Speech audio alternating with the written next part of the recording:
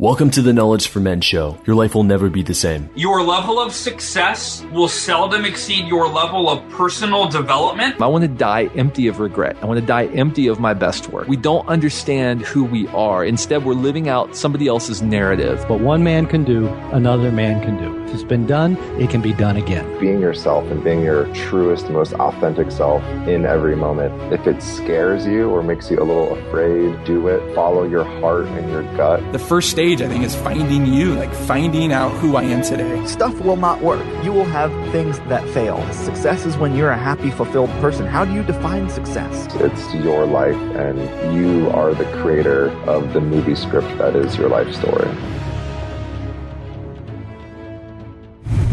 Do you ever feel like you're doing the journey alone? Have you ever felt like that you just need someone to talk to, someone who could bring some perspective into your world?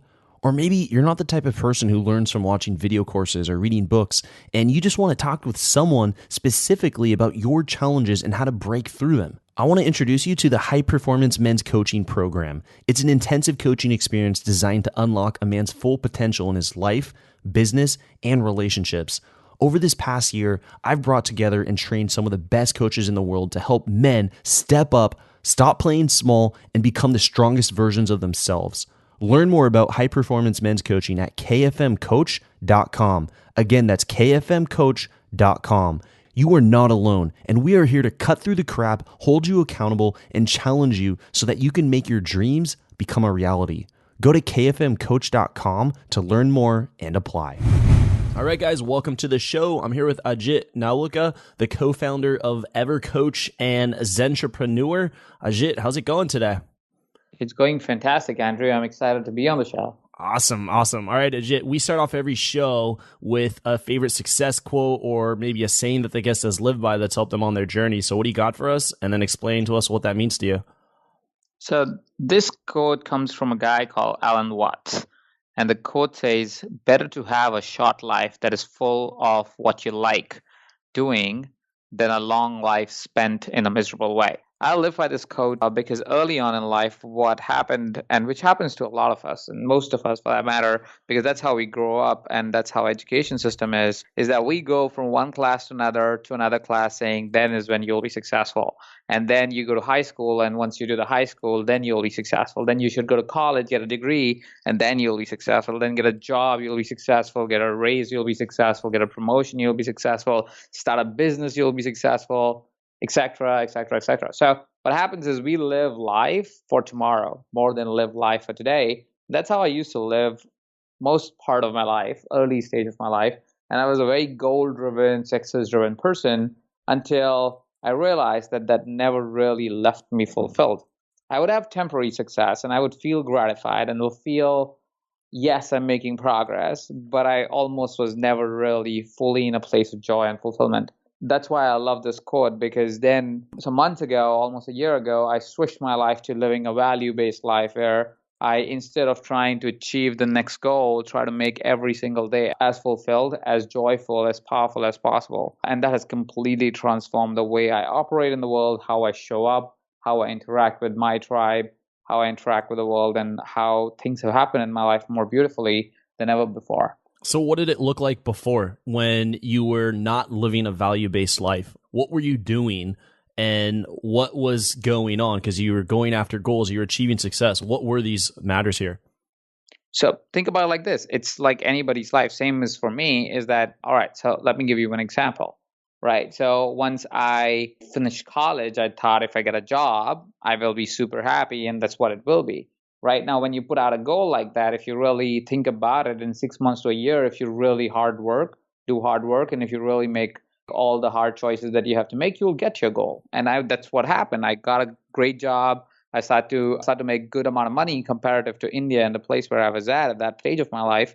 Then I said, all right, so you know what? I've got this, but I think I'll be happy if I start a business. So I made a proposal to the company that I was working for, started a company with them. And then I was in the same place. It was like, all right, so I'll be successful when this company gets to X number of dollars. Now, what happened there was I didn't really get that, but I had set a different goal within that time frame to be able to do work internationally. So I kind of went and started working with this company called Mind Valley as an intern. At that point, about 8 years ago, Then I set out a goal by saying I want to be a business manager at Mind Valley, which I did. Then I said I want to be the CEO of the company, and then I was. But every single time, even if I was getting those goals, I could see that the happiness gets limited to only a day, a night, maybe a week, maybe a holiday. And that's when you pretty got much the it. promotion, that like you're just like, yeah, you got the promotion, you finally achieved the goal that you worked on for years, and then you're saying that you start to feel the same again. Yeah, because that's what happens. We start to go, all right, I've got the promotion. What's my next goal? Right? I mean, what happens? That's exactly what happens pretty much every single time when you hit a goal. You go, yay. Sometimes that yay might last just a night. Sometimes it might last a week. Sometimes it might last a month. But after that, you go back to the same grind and you go, all right, what's my next goal? So you're constantly in a chase mode instead of enjoying the life mode. What happens if someone doesn't have this realization and they keep going from one goal, one promotion, one success, or the one goal that they're crossing off their list to the next? Have you ever heard that very famous story that if you ask people who are on their deathbed what they say, they almost always don't really talk about their achievements. They talk about their experiences. They talk about only if they would have spent more time with someone, only if they could have connected with people more, with family more, only if they could have done something that was more fruitful to the world, all that kind of stuff. All that stuff that people say usually when they are towards the end of their life is because their entire life becomes dedicated to the next goal instead of being dedicated to living it fully. And that's what I think happens with if you constantly just stay in that chase is much later in life when you have kind of burnt your fuel. First of all, that's why you burn your fuel. Otherwise, your fuel probably will never end. But you realize, damn, why did I do all this? I think what you're referring to is the top 5 regrets of the dying. The article, and I think it's also a book where the what is it called? A hospice nurse, the person who is with people before when it's confirmed that they're passing soon. And she found that there was these common things that people kept saying. And I think notably, I didn't spend enough time. I'm like trying to find all 5. I just want to read the top 5 regrets real quick. But I know one of them is spending more time with those that they cared about. Yeah. I'd wished I'd had the courage to live a life true to myself, not the life of others. That's number 1. Number 2 is I wish I hadn't worked so hard. 3 is I wish I'd had the courage to express my feelings more. Number 4, I wish I had stayed in touch with my friends. And number 5 is I wish that I had let myself be happier. I think that's interesting. I wish I let myself be happier. Like no one was preventing it, but it was themselves. Yeah, that's exactly what happened. And that's what happens. And I'm not saying it happens with everyone, but at least that's what in my experience happens with at least entrepreneurs that I work with day in and day out, is that they just get so conditioned by the world around and the expectation of the world around that they just forget just being happy and the reason why they started to do what they started to do and what was the purpose of it all. They just get in the grind and that just doesn't lead to a really happy life. Why do you think it is that we lose touch with why we started something in the first place? Such as a business, obviously it's freedom is one of the things we want, but we end up not having freedom if we're constantly working 15 hours a day. That is so true. That is so true, Andrew.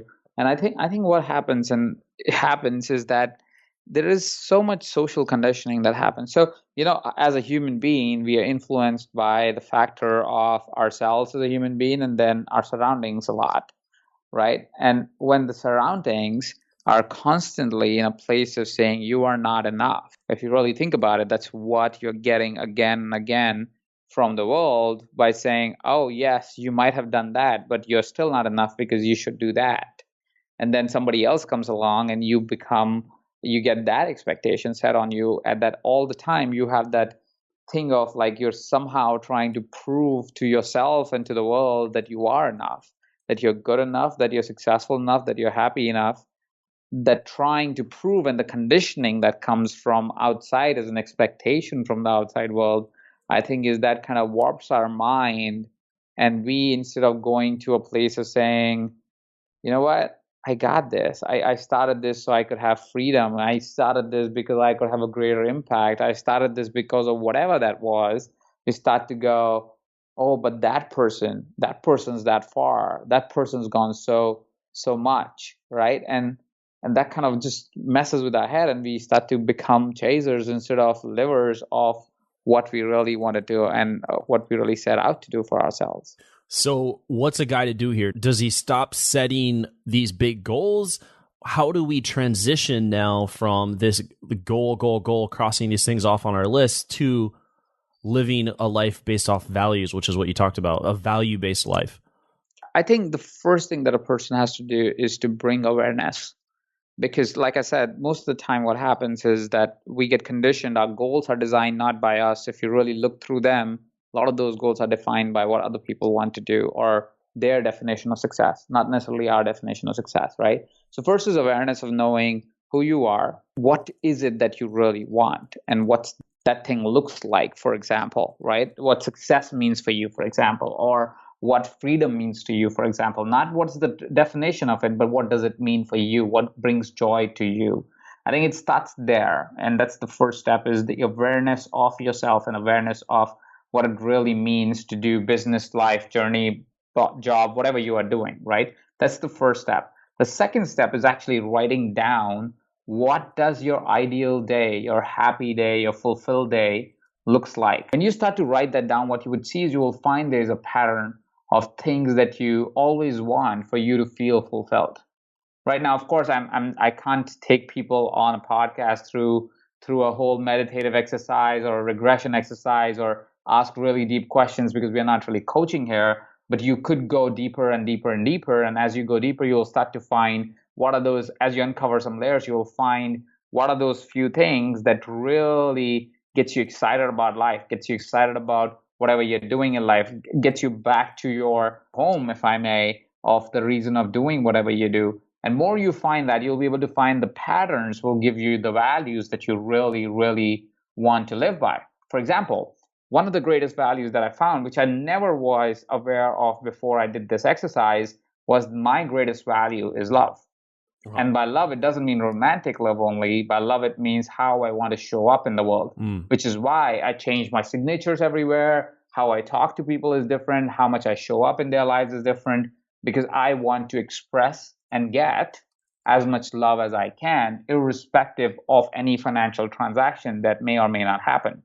So for me, because of that value, everything becomes a much easier thing to do. My decisions are always based on, does that, so if, let's say, for example, and I'm not saying this happened, but let's say if you, Andrew, come into me and say, Ajit, can you just help me out with X, Y, and Z? Or anybody who listens to this call says, Ajit, can you help me with X, Y, and Z? Most likely, if I get your message and if it's not too taxing on me and if I'm not too busy, most likely I'll say yes. Irrespective that I'm never expecting to get paid for it, nothing for it, I'll do it because I love you, or I want to express that love to you in a different way. Of course, in my sense, it's more about what value I can bring to the world. That is an expression of love to me. But that's what starts to happen. And I find that more love I can express, the more love I can give out to the world, the more joyful I become as a human being, more fulfilled I feel every day because I could add value to someone else. Now, I'm not saying you have the same values, but as you find your values, you will find what's more joyful and fulfillment for you as an individual, which will allow you to find those 10, 12, 5, as many values that you want to live by every day. And that's how you switch over from living a goal-based life to a value-based life. Now, what you have to be mindful of is, as we are human beings, right? We are multidimensional beings. We can't say, oh, okay, now I'm living a value-based life all the time. It's hard. It's very, very hard. So because you will get conditioned by the world, we are still human beings, right? So what you have to be mindful of is how quickly can you go back from, again, being in distress or being in stress because of certain expectations of the world on what success is. And if you fulfill that role of the successful human being, and be able to go, oh, okay, I recognize this is happening right now, that I am falling into the trap of having somebody else validate if I'm enough or not. And now I need to come back to my own reality. Let me look back at my values. Let me look back at what gives joy and fulfillment to me. And most of the time, when you will do that as exercise, as you make that a practice, your amount of time that you invest in self-sabotage by trying to meet other people's success expectation would reduce, and your time that you invest in and live with a more fulfilled purpose in more giving life or whatever that means for you, a more value-based life for you, you start to live more and more of that. So it kind of will balance out eventually, but initially, and I can say that because of the experience that I've had personally on this, is that initially when I started, of course, I was always falling off the radar. I was always getting back into the cycle. But as I practiced this more with more awareness every day and went, oh, okay, right now I'm falling into the trap, it was easier and easier for me to come back and be in that state of peace so I can actually continue to live my life where it was always about more joy and fulfillment in today. Have you found that this has actually helped you in your professional endeavors also, in addition to living a value-based life where you're living a life of love and joy and fulfillment? Wouldn't this just, you'd show up more powerfully as a leader? So living a value-based life, and it's not just that I could see the difference, even my teams could start to see the difference on how I have changed as a human being. Yeah. Because here's what happens when you move from the goal-based life to a value-based life, is that first thing that happens is anxiety reduces in your life by a dramatic factor. Wow. Because all of a sudden you are not you're not in that mode of saying, oh shit, I'm not getting to where I should be getting to. And you're more in the place of saying, okay, today, how do we make today an absolutely stunning, fantastic day, right? So it's dramatically less anxiety that you have, because to live a fulfilled and joyous day, if you have values already predefined, it's very easy to do, versus some goal that, to be very honest, if you really think about it, how do you set goals? It's just fantasy, right? We just go, well, I should do this much. Why?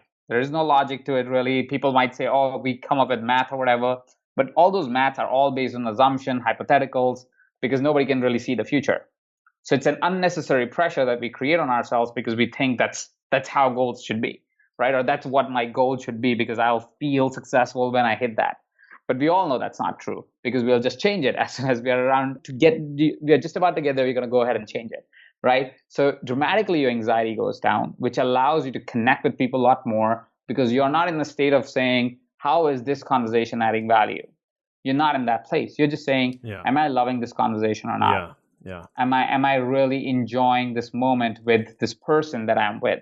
Right? So your interaction becomes dramatically better because it comes from a place of saying joy and happiness, instead of saying, how do I get past this hump so I can go to the next one, because I got to go to the next one after that, because I am trying to achieve this esoteric goal that for no reason I've set up for myself, because I wanted something so I can move into a direction, right? So that's one more reason why we set goals, right? Because we as human beings think progress and direction. We need to get somewhere, and that's where we need to go, and that's how we're conditioned since we're born. That it's a linear way of living life, instead of saying every moment and every day is in itself a full day. It doesn't have to complete itself at some point when you hit a goal. It's complete in the entirety of the moment. The moment is complete.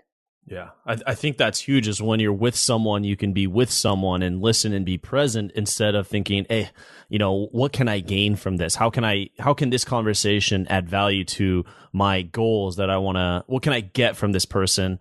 And maybe we could start shifting to how can I give to this person? Or what can we build here together? Yeah. And if nothing else, how can I just be? Just enjoy this moment. This moment is now. It's not going to happen again, right? Yeah. You could just be. I mean, you don't have to achieve anything. Sometimes you just have to be. And I know it sounds really hard for people to imagine themselves just sitting and being, because again, like I said, that's just our conditioning is so attuned towards saying you have to get somewhere, that we are always going to try and get somewhere. But if you could sit down for a moment and just be with a person, your relationship with that human being completely changes. Yeah. Sounds some Eckhart Tolle stuff here. Well, on this topic here of, if we can talk about some finances here, because I've seen you speak before. That's how I found out about you, is I saw you speak and you shared a story of how you grew up lower class. Let me say, that's right? Is that fair to say? Yeah, you could say that. Yeah, and now lower middle class. Lower middle class. Okay. Well, and now you're in, CEO, co-founder, these really successful companies. What job did you have when you finally hit you're good enough for yourself? What job was that? My ultimate goal when I started out my journey on my professional career, my ultimate financial goal was to be able to buy a house for my family more than for me. It was more for if I could buy a house for my parents. Now, the first house that I bought was about 4 years ago, 4 or 5 years ago. I don't even remember. But it was about $100,000 house in India. It wasn't outside India, so it's a pretty good house for India, right? But here's the thing: when I hit that goal, which was my life goal, by the way, Yeah. and Wow. Well, so congratulations. I was 27 when I hit my life goal. Okay. If you think about it like this, Yeah. right? So for me, when I hit that goal, that was the moment. Yes, I enjoyed that moment fully. Yeah. I enjoyed that moment also looking at the glow of my parents' face because they were feeling so proud about their child buying them this thing, and so you could feel the emotions going through them, and I could fully embody and be very pleasurable about being able to achieve that. But I also realized the next morning that I woke up, I went, okay, what next? Right? Yeah. So Life that's goal. where You just hit I your life first start, goal. What's next? yeah, I just hit my life goal. So there is like almost my purpose of life was done in that moment, right? And when that happened, I that was the first time that I realized that goals don't help as a human being. Again, it took me years after that to be able to get to a place I'm at today, but that was the first time when I went, oh, it's like I can achieve anything that I want. First of all, that's the absolute truth of things. I was an employee at Mind Valley at that time. I wasn't a partner. I wasn't anything like that. I just have a really good money mindset, I think. So I make very sensible investments most of the time. And so I could achieve the goals really fast. But like I said, I mean, it wasn't the bliss that I was looking for. It was temporary bliss. It wasn't permanent. And at that time, yes, I was making decent money. But in today's time, because of the way I live, I think revenue wise, my companies do much better. Recognition wise, my companies are doing way better than they have ever done. Revenue wise, also the growth that we have had. I mean, one of the companies that right now I'm working on is called EverCoach.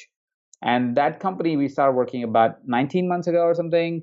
And in 19 months, we surpassed revenues of most companies that take about 6 to 7 years to get there. And that happens because it's not about when I'm writing. So if anybody gets an opportunity, if you look at these things, you will see when I'm pitching anything, I'm not really pitching anything. When I'm writing a sales letter, it's not about the sales letter. It's all about branding. It's about how I can express my love for the work that I'm doing. How can I express my truest love for what I am positioning out there and how it will add value to people. So when I'm talking to people, when I'm saying anything, it is never from a place of saying, how can I take your money? It's always from a place of saying, how can we create more value for you? And because of that, and that is from my highest value, right? Love, because that's the thing that I value the most right now. So I say, I want to express my love to this person as much as I can, right? So I just go in, I deliver great value to people.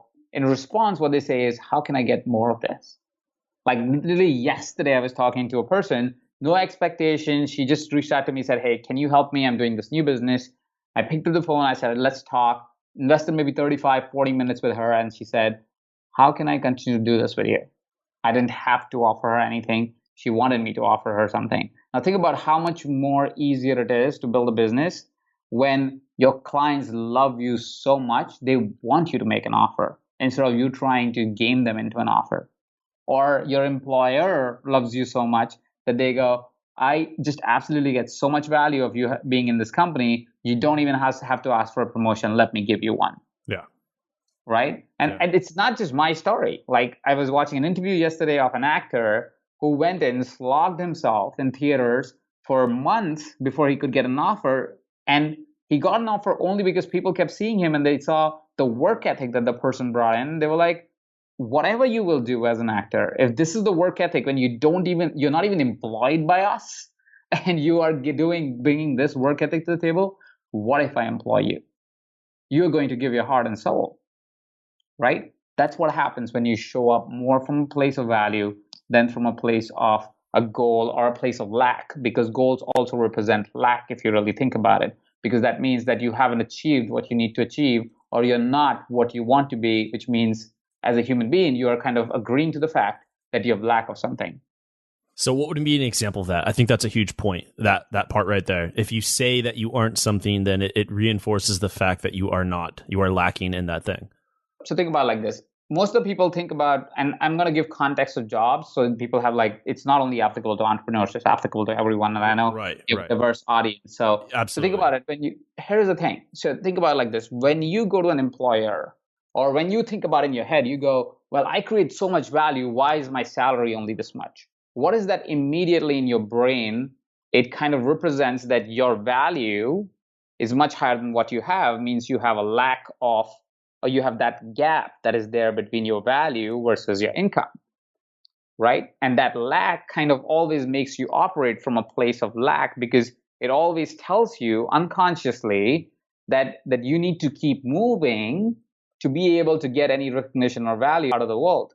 Whereas if you just switch that over to say, I am so much value that I will always give disproportionate value to the world because I'm such a kind and great human being, that you can actually never match my value, which is actually the absolute truth. If you really think about it, the amount of value you bring to the world, if you're a good human being, it's impossible for the world to pay you back because of the value that you bring. It's like you'd have to pay billions of dollars. That kind of wealth is not even in there in the world, right? So first of all, if you change that dialogue to go, listen, I bring so much value that nobody can ever compensate me for it, because that's not what I'm looking for as well. I want a value compensation. I don't want a financial compensation, right? And when that happens, you're only trading value for value, which becomes really easy for you to not see lack in your conversation. You always see abundance in your conversation. And that also makes you operate from a place of not ever going to your employer and saying, hey, listen, I created so much value, my salary should be here. The reaction that you get from your employer for that is, all right, if I give them a little bit more, he'll be happy, right? That's what happens in most of the jobs, is that they give you a small raise if they really have to give you a small raise, right? Because you've been insistent about the value that you bring to the table. The people that I've seen get the biggest raises are the ones that never ask for a raise. They just say, I'll keep adding value, and you will just simply never want me to leave, is why you will not only give me a raise, but you will give me the highest growth ever. That's how I've grown as an intern to CEO of the company in 7 years. And this is a multi-8-figure company that we're talking about. I was intern there, and then by the time we became, and now I'm a co-founder of that company. So that's a completely different dialogue. But in 7 years, I never went up and said, give me a raise. Never. I never negotiated my salary, but every single time, because of the amount of value I brought, because I never came from a place of saying you are underpaying me, I always said, how can I add more value? The dialogue always changed because they wanted to match my value as much as they can every single time. Does it make sense, Andrew? Yeah, and I'm thinking that this is the same, it's true for relationships as well. Just showing up and adding value. Friendships, family, not in addition to the conversation here with an employer and a raise. Yeah, it's true. And in business as well, in relationships, like you said, you come from a place of value, people will always appreciate it. Yeah. I'm really enjoying the conversation we're having here. I want to take it a bit deeper here and go into the knowledge round. Just going to ask you a few more rapid fire questions here, Ajit. So are you ready for the knowledge round? Sure. So you might be wondering, why would I ever invest in a coach? I've never done anything like that before. Well, it's going to shorten your learning curve and save you the time that it would take to achieve your goal. You can avoid making mistakes that you would otherwise make. You'll get more results because everything will be tailored to your specific needs and challenges. The coach will hold you accountable so you can't procrastinate, so you can't be lazy, so you can't say, I didn't have the time. You'll be challenged and pushed harder than you've ever been pushed. You'll have conversations so powerful that you'll feel more energized, alive, and confident and certain about the goals that you have in front of you and where you want to go. Most importantly, where you want to be. You'll go farther than you've ever gone before when you have a coach. If you want to learn more about our high performance men's coaching program, go to kfmcoach.com. Again, that's kfmcoach.com to learn more about our high performance men's coaching program. You have got to understand that every successful person in the world invests in coaching to go from good to great. And if you're already a high achiever, then how much more could you achieve if you had a high performance men's coach at your side to push you even further? Go to kfmcoach.com to learn more and apply for our high performance men's coaching program. Again, that's kfmcoach.com. Welcome to the Knowledge Round, where the guests will be asked rapid-fire questions to give the audience invaluable pieces of wisdom to help transform their lives. Starting in 3, 2, 1, showtime. The first question I have for you is, what advice would you give to someone who's feeling really unsure of their purpose? Don't worry about trying to find a purpose. Just live a more fulfilled life. Purpose, I'm trying to keep it short, else I'll go on a tangent. Okay. What do you think is really holding most men back from becoming their strongest selves? Them trying to live up to the expectation of the world instead of trying to tune in and try to figure out who they really are. Yeah, like that a lot. And can you name a person who's had a tremendous impact on your life, like a mentor? Who is this person and how have they impacted you? So many, but right now I would just want to mention my grandfather and my father. They had a tremendous impact on who I am as a human being today. Any specific words of advice or wisdom they've given you that have really helped you on your journey? Well, one of the things that they used to say, and I'll say it in Hindi so people can kind of understand how it sounds. Okay. And I'll explain what it means. It's a line from a song. It says, "Kuch to log kahenge, logon ka kaam hai kehna," which basically means people will say something, that's their job. And that's what my grandfather and my father used to kind of tell me indirectly a lot of times. They still tell me directly a lot of times that people will say things. That's what they do. So you don't have to worry about it. Treat it like people saying things. Yeah, I like that. And so I always like this one because I'm a big reader. What would you say have been 3 of your most influential books and why? I would say Rich Dad Poor Dad was a big one for me. A good one, a recent one for me that has had a great impact on me is called Code of the Extraordinary Mind. That's by my business partner. And another one that comes to my mind right now that changed the way I looked at sales was Ultimate Sales Machine, which made me a really good salesperson. Chet Holmes, and then Chet Holmes. Chet Holmes, Robert Kiyosaki, and Vishen Lakhiani. Yeah. Rich Dad Poor Dad, Ultimate Sales Machine, Code of the Extraordinary Mind. Really good books. All right. And this next one's more of a scenario for yourself, Ajit. So imagine you had 60 seconds with your 20-year-old self, if you can envision where he's at personally, professionally, and maybe even in his relationships. Like, knowing what you now know today, what would you tell him to do? What would you tell him not to do? I would tell my 20-year-old selves that people first. That's my narrative that I would tell myself, and that's the narrative that had changed in the past few years for me, is that when I started, I was like a knight, right? I was on my spree of achieving goals. I didn't care about what people thought about me. So I could, and I don't know if I can use this word here, but I was kind of an a-hole, and I was just on my crusade. So I was trying to get more and more and more and more. And in the process, I burned a lot of relationships, a lot of people that I value, and I still value them, but I don't have a connection with them anymore because I didn't really value that relationship that much. So if I could tell myself, this would be that people matter, people first. If you would give and keep the value with these people and be humble and kind, that would not only financially benefit you, but personally benefit you, spiritually benefit you. It will just be a better life. Yeah, it's one of those top 5 regrets too, which was like stay in touch with old friends or like one of those things there. So that's huge. And thanks for sharing that. I really appreciate that. So now let's say if something happened to your current company organization and you had to start all over and you didn't have any money, what would you do? If you had if you were broke again, and not again, but if you found yourself broke and you had to start over, what would you do? Well, even if I was broke and I had to start again, I think the greatest asset that I have is not necessarily the wealth that I've made, but it's more the kind of person I am. So I'm pretty certain that I would just start from scratch. It might be that I might actually take a job first to make sure that my business gets funded. If that is it will depend on the kind of business that I come up with. But if that's the case, that's how I would start. I would start with the grind, go back to doing some work that can fund the business, build the business in the night, take it to a certain level where it can take care of family and everybody, and take it from there. If it doesn't need that much investment, I'll probably call in a few friends, take a loan or something like that, and just get started again. I don't really think it will bother me that much if I lose everything and have to just start again. Yeah, I notice how casual you are about that whole experience. It's just like, oh, just do this and do this, and it should work out. Also, I noticed too that you said you would take a job, where I find that it is, or some may feel like they have to quit their job in order to build a business. But what you're suggesting is a more practical approach, taking care of the people you love and making sure there's a roof and food and those things, and then building the business at night. I'm actually one of those people who say never quit your job till the time you've built your business.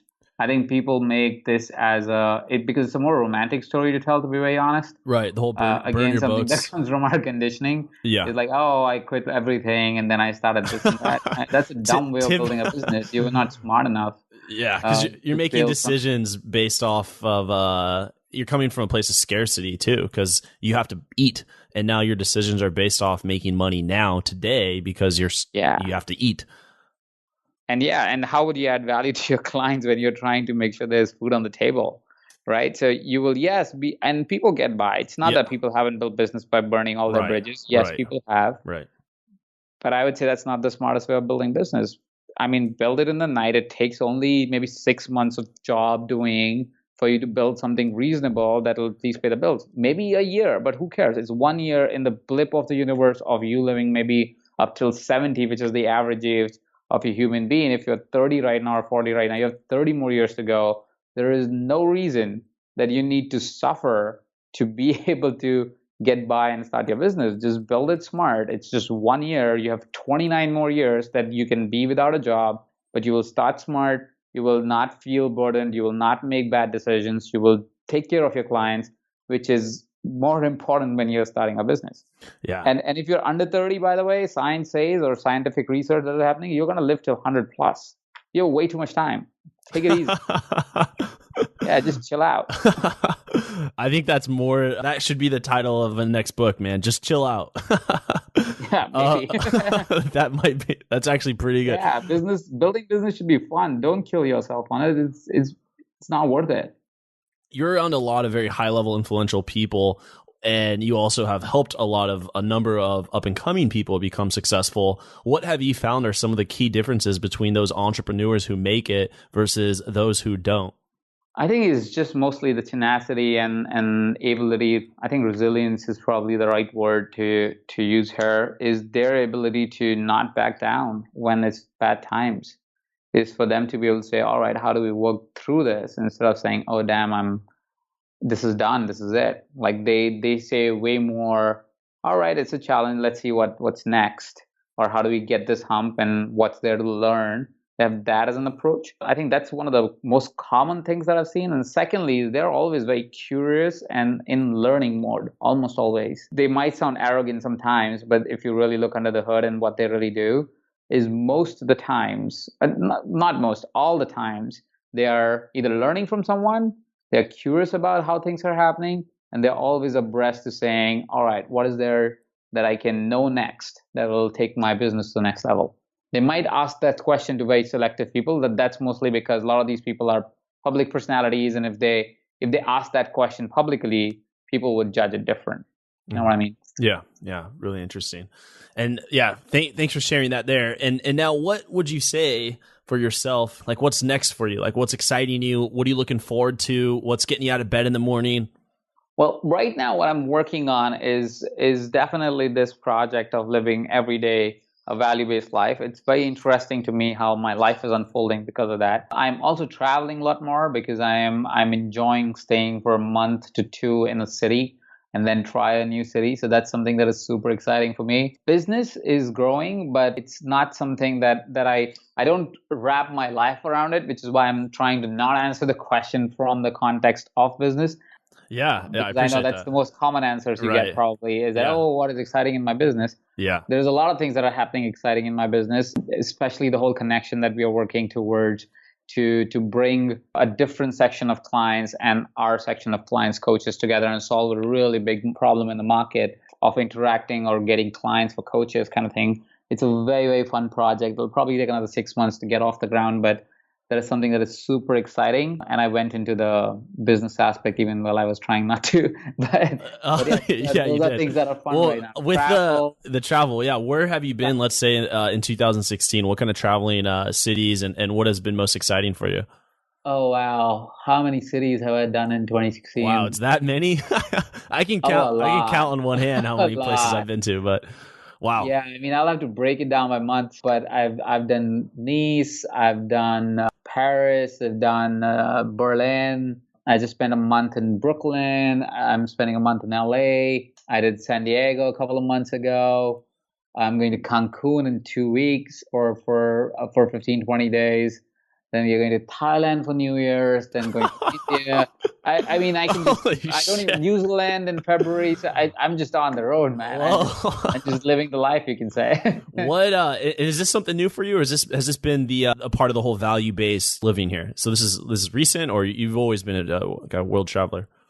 I've always been a traveler, but I never really enjoyed the places as much. I used to treat them more like stamps on passport, but now I actually spend time in the cities that I go to. Yeah. Previously, I would do the tourist thing and like 3, 4 days and I'll be out, or I'll try to see how many cities I can do in 10 days that I'm taking in Europe. Now I go and I try to be there for a month or 2 months if I'm liking it really a lot. So it's a different way of experiencing the city instead of just going in a hurry to go, all right, go in and out. Now I go, I try to connect with the local tribe, because also the fortunate bit is that I have a tribe in a lot of places in the world. So I can, building a tribe, meeting the people that are local, going out to local places. That's just joy for me right now. Wow. So I do a lot of that. Yeah. Wow. Wow. I think as you know, you're sharing this here, it's like, wow, like you really are living that value-based lifestyle, like, travel, adventure, and absolutely freedom. I think as you're talking, I'm like, wow, how could something like that work? Wouldn't that take away from your productivity? Wouldn't that take away from building business or the relationships that you have at your home?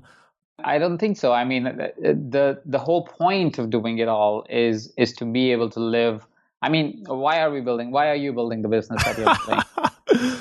Right? I Yeah. mean, what's the Well, point of doing it if it's just going to end up in some locker somewhere?